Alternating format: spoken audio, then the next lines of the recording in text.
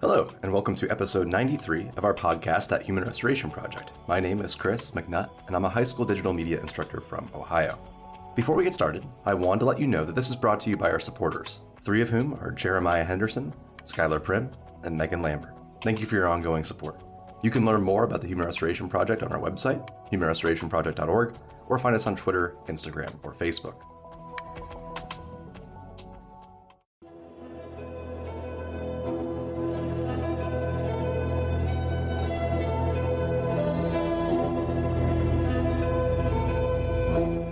Today, we are joined by Carla Marschall and Elizabeth Crawford to cover their upcoming book, Worldwise Learning, A Teacher's Guide to Shaping a Just Sustainable Future. I was fortunate to receive an advance copy, and Worldwise Learning is all about inquiry and experiential education, shaping global citizens by tackling real-world issues and projects. The book walks teachers through the inquiry cycle, which helps students connect, understand, and act. It's filled with activities, diagrams, and charts to co-create with students in planning a serious, in-depth project. Carla is an experienced educator who has worked in various international schools, from Germany to Hong Kong to Switzerland to Singapore. She is now the Director of Teaching and Learning at UWC, Southeast Asia, and previously co-wrote Concept-Based Inquiry in Action. Elizabeth is an Associate Professor of Elementary Education at the University of North Carolina, Wilmington. She specializes in global education and works with teacher educators and organizations to advance the Sustainable Development Goals, tackling interconnected global challenges in the classroom. You can pre-order Worldwise Learning on the Corwin website, which is found in the show notes, which releases in September. Starting off, here's Carla. Through my work with concept-based teaching and learning. So as I was working overseas, I got really interested in this idea that we can kind of future-proof the learning by making sure that students walk away with deep conceptual understandings that transfer to new situations and contexts, not just kind of, facts and skills, which represent, today's most important learning. And I wrote a book with Rachel French called Concept-Based Inquiry in Action. So Elizabeth started using that in her graduate class. I zoomed in and talked to graduate students, and then we were like, hey, I'm really interested in this idea about, bringing together issues-based learning and identity-centered learning and culturally sustaining practices and global competence and kind of putting it together. And she's like, oh, I have the same idea too. So we got started on this right before the pandemic started, actually, which is not a great time to start writing a book when you've got young children, but it worked out. So it's quite interesting how our paths kind of connected. We actually haven't met each other like in the flesh. Our whole relationship has been mediated through digital spaces because of the pandemic. So it does show you kind of the possibilities of the current context, but also then challenges as well.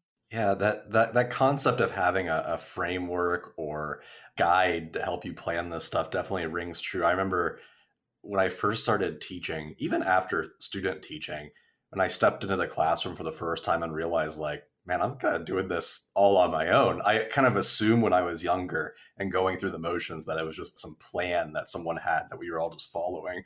But there is so much freedom and with that responsibility to doing this stuff. And that kind of builds into the need for Worldwise Learning, this book that guides, as you say, a just sustainable future through experiential education and many other things involving global consciousness. And I want to call out a graphic that appears really early on in the book. It showcases purposeful engagement. You call it pedagogy for people, planet, and prosperity, which I like that framing a lot. And it highlights how we can move through connecting and understanding and acting towards addressing issues at all these different levels. Could you just talk a little bit about the title of the book and also what the framework's called, this worldwise learning versus maybe a more broader concept like experiential learning? I think it really comes down to the intention and purpose of the learning. So just to have that counterpoint, you mentioned, okay, well, how does it differ to experiential learning? So I think experiential learning is sometimes framed as a way to engage students or to increase motivation, but it's within the same educational paradigm that we currently have in many schools around the world. And so we want to use experiential learning as a way to connect students to neighborhoods and to communities. We want the broader idea is really about transforming schools to become humanizing spaces where the learning relates to the lived experiences of students. So the idea of experiential isn't like, oh, I'm going to give you a nice experience now because it somehow engages you more in this topic. It's, no, we're going to engage in experiential learning because that's the way that you can actually see what's happening around you in the world. So I think that purpose is slightly different. So what you referred to, the Worldwise Learning cycle, has a few components of it that helps to synthesize what we mean by Worldwise Learning. I mean, the first is that we center the curriculum on issues of significance, which might be local, global, or intercultural, with this idea that if we use these issues as organizers for learning, then we can actually create cohesion and connectedness for our students, and provide access points for interdisciplinary thinking. So it doesn't have to be that everything in the curriculum is kind of abstracted, disciplinary, partitioned into these boxes. But actually, if we start using issues, which are naturally interdisciplinary, we can start to use that as a focal point that brings together these disparate pieces of knowledge. So this kind of allows for a student interest-led or passion-led or concern-led approach. So we're actually able to ask students, what are they interested in the world, and try to bring that into our teaching and learning experiences. So it gives them an opportunity for voice and agency. And then also through this cycle of connecting, which we mean by, taking perspectives or thinking through narratives and stories as a way to understand issues. Understanding, so looking both at the conceptual level, but thinking at the kind of systems level too. So thinking holistically about issues, and then through acting as global citizens, then we can kind of close the loop for our learners. So it doesn't have to be that you learn something in English or mathematics and then you're hypothetically speaking going to be able to use it in 10 years. It's like, no, you're going to use it tomorrow or next week, because we've constructed this environment where the intention and assumption is that you're going to be an active participant in the environment. So both of you are educators. What does it look like in practice? Could you give me an example of what a good unit or project, or whatever you might want to call it, a day in the life of Worldwise Learning is? I can give an example from kindergarten.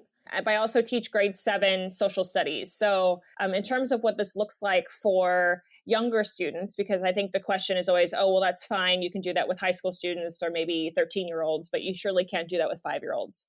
So kindergartners using local garden spaces as a way to inquire into pollinators. So we know that pollinators are a significant issue, both at the local level, but also globally, because we're having die-outs of colonies, so colony collapse disorder, and we need them for our food production.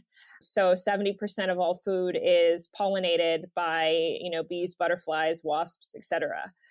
So this is really significant for us to be able to tackle as an issue. So it's age appropriate because, what young child is not interested in, that life cycle, and that's something that you would normally see in a kindergarten class, oh, it's the egg, and then it's the caterpillar, and then it's in the chrysalis, and then it's the butterfly. But the question is then, how do you contextualize that learning about life cycles? How do you make it meaningful?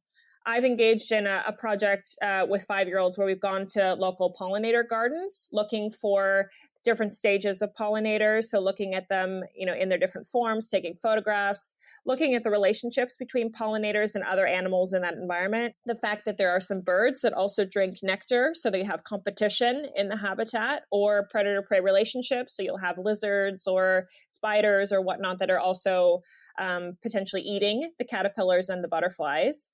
And so doing that over time. So not just like a one-off, I'm going to visit once and then maybe do some artwork about butterflies, but actually going multiple times in multiple conditions. So going in the morning, going in the afternoon, going when it might be before a rainstorm. And then you actually start to see how the behavior of the animals changes based on their local conditions. And you're also able to go and kind of check in on chrysalises that you knew were in certain spots and see what happens. So with this particular unit, there was so much motivation and interest and kind of sense of agency over these creatures that, there was the question of how do we create our own conditions to support pollinators where we are, so how can we have more flowering plants? How can we make sure we find out what host plants might be for the caterpillars to be able to eat? how can we be stewards of these animals so that they have, these little niches where they can survive and thrive. And so I think that that's just like a very short example to illustrate that the power comes through giving students space to actually start seeing the interconnectedness between this issue of pollinators and other things that are happening in the world, like farming and the need for pollinators to be helping us in farming. And then thinking about, well, what should we do about this now?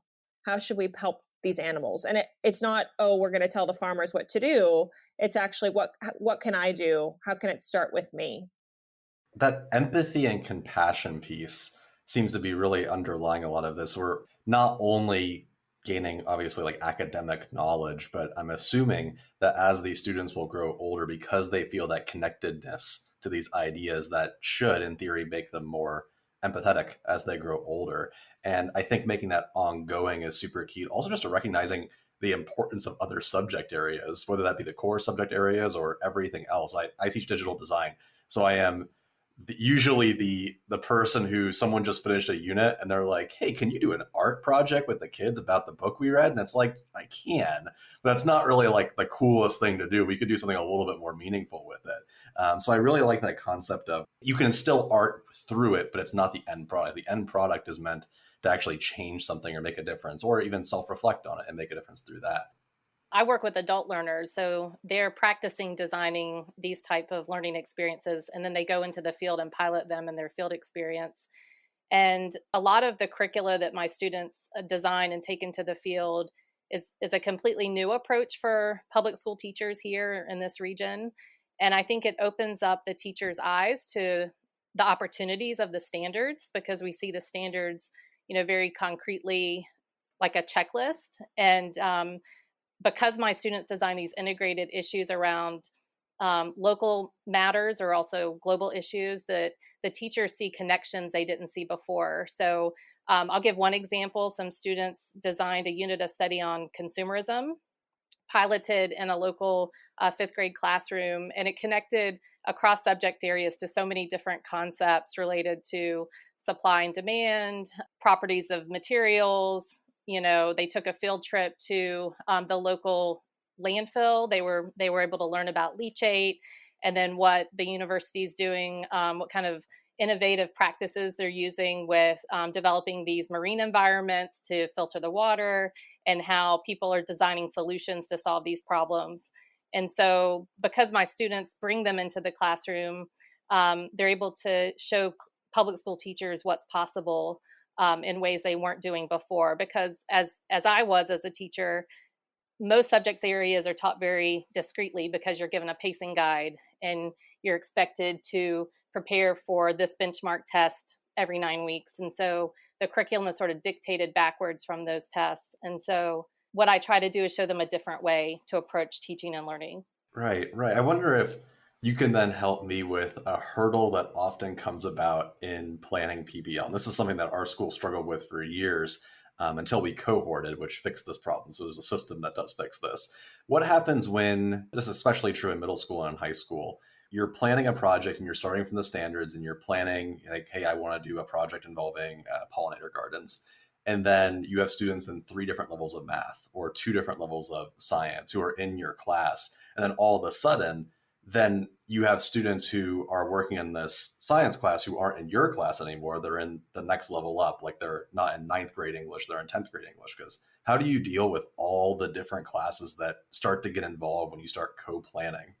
So I think there's a few ways around the challenges that you described. So one thing that some schools do is they collapse a timetable for a certain period of time to do projects.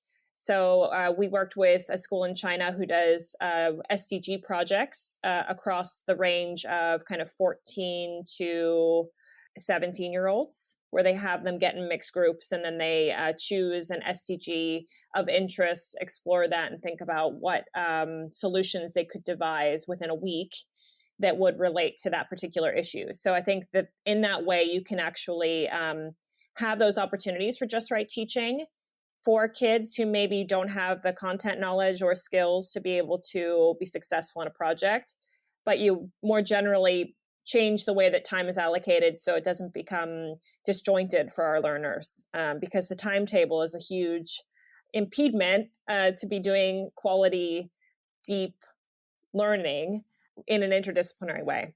So that's one thing. I think the other thing that I think about when you describe that is just universal design for learning. So how can we make sure that whatever we're doing with our students works for all students? So in my last year's grade 7 class, I had 3 or 4 kids with ADHD. I had a child with dyslexia. I had some kids who had some social emotional problems in terms of them feeling comfortable and confident to be in the environment. I had kids with different linguistic backgrounds. And so I think the question I have to ask myself as a teacher is, okay, this issue is significantly interesting and compelling for my learners. How can I make sure that there are sufficient access points given where students are at so that everyone can be successful? And that might be through scaffolding, the note-taking process. I do a lot of guided note-taking. So for example, through tools like Edpuzzle, where they'll watch something, they'll have to answer it, then they'll have a small group discussion or whatnot. So universal design for learning is also one of those key ways. And then I think the third thing I'm thinking about as you're speaking is making sure that there are mapping documents to see what prior learning has come, that teachers should be able to draw upon in the design of a project or an issues-based unit. So if most students have had these experiences in grade 9, then in grade 10, you should be able to not have to reteach everything, maybe review, and then be able to use that piece of knowledge or the skill set in that unit in an authentic way where it actually supports kind of consolidation and application. Right. I think that reteaching and reviewing component, not necessarily like diving all back into it, is a part that's often lost that I think should be focused on a little bit more, especially considering if you teach at a public school where kids shift in and out all the time. And then like 10% of your class has no idea what you're talking about because school to school is so much different from one another. And I can speak from personal experience. The thing that changed it is the systems-based approach of just switching it to be a cohort or to a project period. We had both of those. It was revolutionary in us being able to do projects together. It got rid of all the headache, and we can do so much cooler stuff together, as well as accessorize the project, which I like a lot. So we do 4 block periods with a project period. So after the project period, in our individual classes, we can play off of that and do our own honed in thing. That doesn't necessarily have to be something super grandiose, but a cool study into something, which has been very enjoyable. Something I did want to talk about, though, you keep talking about student interest. And you talk in the book about Freire's God, I knew I was going to mess up saying it, conscientization. And at many points, you reference drawing and building upon students' interests and experiences, talking about critical awareness, taking action on different things. But the question I have comes when the projects are balancing between student interest versus when a teacher introduces a concept that might spur interest. And there's a dissonance there, I think, because there is one frame of sometimes progressive education that advocates for self-directed, interest-driven learning. And then there's another frame that's like, well, what if the students don't want to be interested in something? Or maybe a better way of phrasing that is they wouldn't normally be introduced to these topics and they might be controversial. For example, Black Lives Matter or climate change, things that used to be a given that now are not. So that's a great question. And Carla and I interviewed probably dozens of educators throughout the writing of this book to see how they approach that. And they all had different ways of integrating student interest into the curriculum. But the common thread is that they create that classroom culture of connection and belonging first and foremost, where they have open discourse and deep listening to students' interests or passions, concerns, and help them make sense of themselves, who they are, and then how they relate to others in the world. So I'll share an example from one of your board members, Julia Fliss, whom you know. We interviewed her for our book, and she's a middle grades language arts teacher, and she has presented in several of my classes sharing how she approaches this student-driven learning. So she believes it's essential to start the year with a collective experience, a shared guided reading, for example, of a book like A Long Walk to Water, or documentary film like Girl Rising, to provide sort of a frame for using stories as lenses for understanding the world, in which she introduces the SDGs and concepts like gender equality, clean water and sanitation, quality education, and so forth. So that shared experience allows students to consider, how do they impact that issue? How does it relate to them? How can they make a difference, which she calls making a dent in the universe.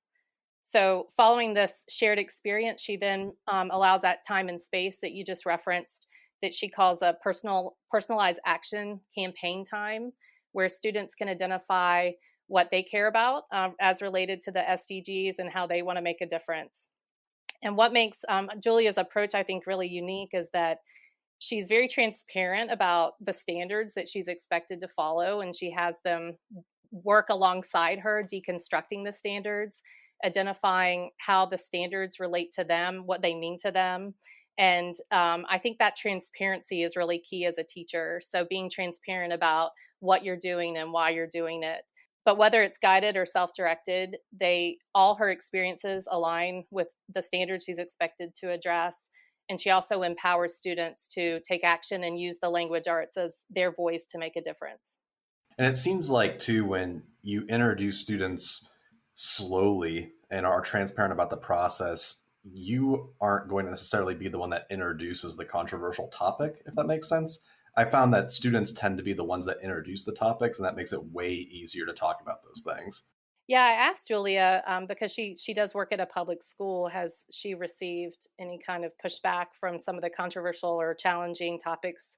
And she hasn't, because the students can explain to their parents and to the administration or whomever why they're learning what they're learning. And it's like you said, it comes from them. It's their questions, their interests, what they want to learn about, but they all ultimately align with the standards that she's expected to follow. Right. And it's all from that place of creating a shared space. It's transparency, it's compassion, it's loving empathy, the same exact things that you would hope the projects spur within students as they learn. And I want to talk about for a second what you just hope classrooms will look like when educators pick up the book and then incorporate these ideas. Like, how would you expect, or how do you hope teachers change as a result of reading this, picking it up, seeing what's going on? Yeah, so I think the first and foremost, kind of building on what Elizabeth just shared, we would want to see more reciprocity and dialogue between teachers and students. So one of the premises that underpins children's rights is that children are experts of their own lives. And I think we don't often build from this starting point, this assumption that students are experts about their own lives and can share things from their perspectives that can shape the learning experience more broadly. And that doesn't mean it has to be individualized, where it's each child's individual interests or passions. It's about creating a collective sense of identity in a classroom. But the starting point for that is that dialogue where people are actually sharing what they've experienced. And my experiences in doing some co-planning with my own learners is that they will tell you when they are done having explored a topic. I mean, we were going to do some plastic waste inquiries as part of our unit on resource allocation or resource extraction and then allocation. They're like, no, we've done plastic waste a number of times. We don't want to do that. We want to do soil as a global commons. Or one kid said, oh, let's do more sustainable power grids, like just things I would have never thought of. Ghost fishing. I mean, like, if you actually create space for them, they will bring these ideas, but we don't often do that. So I think that's the first one. And if then their voices are more embedded in the design of our classroom experiences, I think we hope that that means there's more cohesion and connectedness for the learning in general. So their identities are affirmed. They can see some of their concerns and interests addressed through the way that the curriculum is being kind of chunked or provided in those experiences, and that the disciplinary knowledge and skills are used for a purpose. So they can actually see, oh, I'm learning about this persuasive text and how to create my own because I'm going to be writing some letters to local government about these particular issues which are concerning for me. And of course, we want them to understand issues and the world around them better. We don't want it to be tokenistic or shallow. They need to have a deep understanding of what's actually happening in the world. It needs to be informed. It needs to be evidence-based, and it needs to be kind of conceptual as well, so that if they see an instance of discrimination, with one case study, they can actually recognize it in new case studies now and in the future as well. And hopefully that will help build the agency that's required for students to see themselves as, able to enact change in what is becoming a very complex, interconnected, ambiguous, kind of volatile world. To build from that, I think that notion that schooling happens with students and not to them is really important. And their teachers are also learners and co-learners with them in the classroom. And we saw that in the teachers that we interviewed in the book. But I wanted to emphasize the cultivation of passion and purpose and why that's so essential. And I start my courses with that idea of, what's the purpose of schooling? And then followed by, what are your passions and how do you connect to the curriculum? And something that stood out to me a year ago, one of my mid-40s adult learners said to me, no one has ever asked me what my passions are or what my interests are. We do a lot of reflecting on what our own schooling experiences were like, positive and negative. How do you want your future classroom to look? And it's so hard to break those habits of teaching that we teach how we were taught. And so I'm trying to sort of break that trend to help students identify their own values and interests and passions and how they relate in the world so they can do that with their own students. Because we have experienced K-12 schooling in certain ways that shape how we then become teachers and go into classrooms. I think that this process that you're describing, that idea of co-developing the project or the unit and talking about these things together, at least helps me tease apart some of the authoritarian issues I have with teaching. As a teacher who also is deeply, deeply, deeply interested in progressive pedagogy, it feels really awkward to go into the room and command all authority, but it's also very difficult to find ways to give that up in a way that's not weird, both for the teacher and for the kids.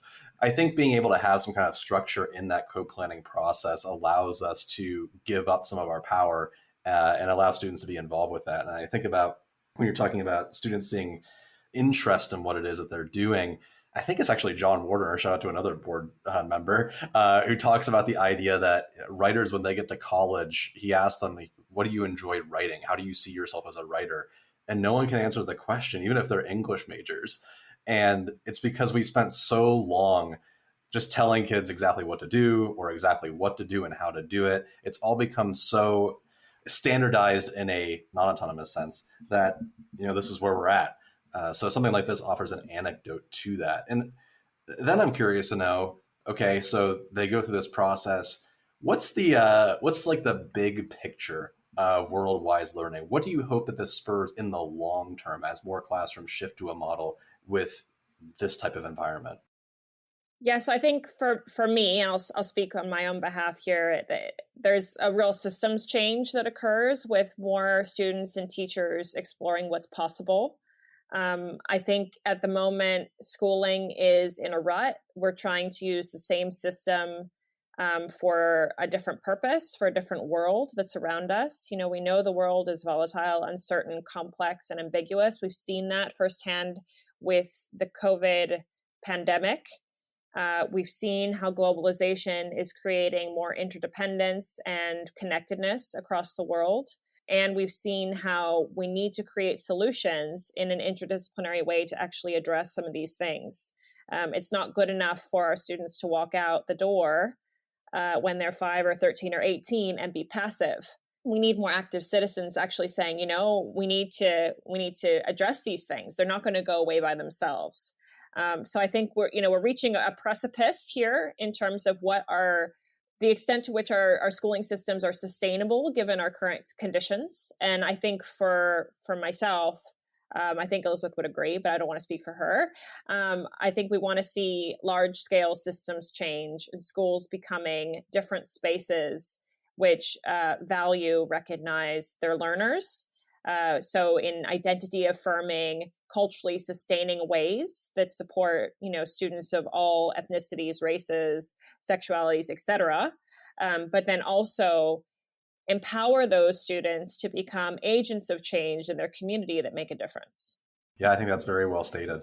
And I guess I'll wrap it up with this question, which is, talking about systems of change, and I want to support teachers as an administrator. What systems could I implement to the typically overworked, underpaid teacher who wants to pick up a 300 plus page book with a bunch of cool charts and diagrams that I need to analyze and integrate? How can I help them do that in a meaningful way? First and foremost, we need to trust teachers as professionals who can design meaningful, rigorous curriculum that meets their students' needs. I do a lot of work in Finland, and one of their cultural values is trust, and teachers have high workplace satisfaction. They're respected in society. And I think so, getting back to our values, I'll speak from the US context. It's really important that administrators, parents, and colleagues support teachers and trust teachers. So just that value of trust. Second, I think more and more teachers have lost dedicated planning time. And a lot of my students will say, this is really hard work, designing units like this. It's time consuming and challenging. And teachers have more and more responsibilities given to them where they've completely lost their planning time in some cases. So I think administrators in particular need to remove a lot of those barriers and responsibilities that aren't really worth their time and give teachers time to plan. And then third, I think it's essential that teachers have support either within their school or beyond. That's probably one of the reasons I left the classroom, is I felt isolated and I didn't have a community. It was before Twitter and all these networks where you can find like-minded people online. But teachers need a community. And so that's actually something Carla and I hope to do, is create this community of educators who can test ideas, share what worked, what challenges they faced, and come together via our companion website to share different practices in their different contexts. So I will add something, but I know that it's very easy to say this when I'm not in the US context and experiencing what teachers on the ground are. I think, teachers need to be incentivized instead of punished for making the curriculum relate to students' lived experiences. I know there's a number of laws that have happened in places like North Carolina and Arizona, et cetera, that are, asking parents or students to basically call in when a teacher has brought up a contentious issue. And I think this really works against the purpose of schooling, which is to create a laboratory, a safe space where students can actually engage with these issues in a meaningful way with their peers who are going to be from diverse experiences and backgrounds, and instead of just kind of the echo chamber of the family. And of course, the family will have values and beliefs, and they need to feel like those values and beliefs are being affirmed by the school community and not discredited. At the same time, we need to learn how to deal with people who may not be the same as us, because that is just the way the world works, right?